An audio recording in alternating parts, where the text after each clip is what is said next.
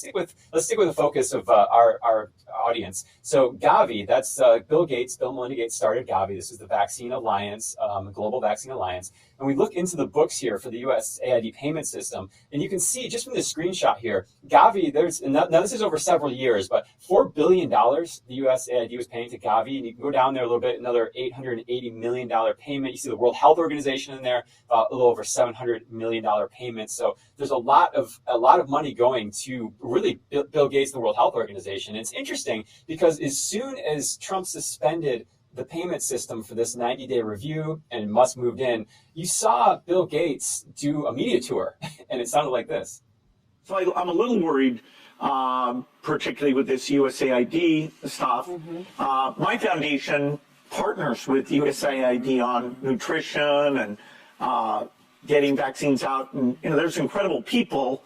They're not actually worms that work there. So, hopefully we'll get some of that work back in shape. In fact, if we don't, you could have literally millions of deaths. I mean, we report on this guy all the time, Jeffrey. I think it's questionable whether he does good. There's international lawsuits now against his vaccine programs, accusations of things like sterilization programs going on. There's real questions on whether his polio vaccine program is causing polio. I spoke with Robert Redfield that has some concerns on that. So, but all things being equal, I think one of the conversations that came up is we all heard when Bill Gates went and met with President Trump at Mar-a-Lago, everyone's like, oh my God, they're buddying up. He's going to start working for Bill Gates again. And there was real concerns in our audience, in our movement.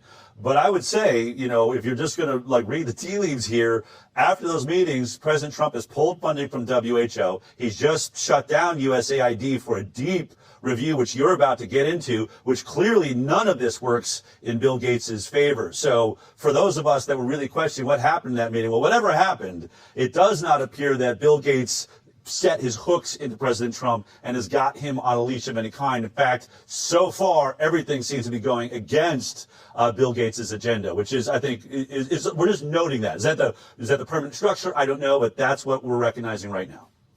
And Bill Gates is pretty clear character. He's kind of a one-trick pony. Anything that seems to subtly threaten him, you'll see him do a media tour and just go, millions will die, sorry. And then this headline was made on that same interview. Bill Gates says the odds of another pandemic in the next 4 years are 10 to 15%. We're not prepared. So he comes out, people are going to die, another pandemic, basically, do not cut my funding. And we saw that during COVID as well, when the vaccine hesitancy was coming. He was kind of playing the same game there.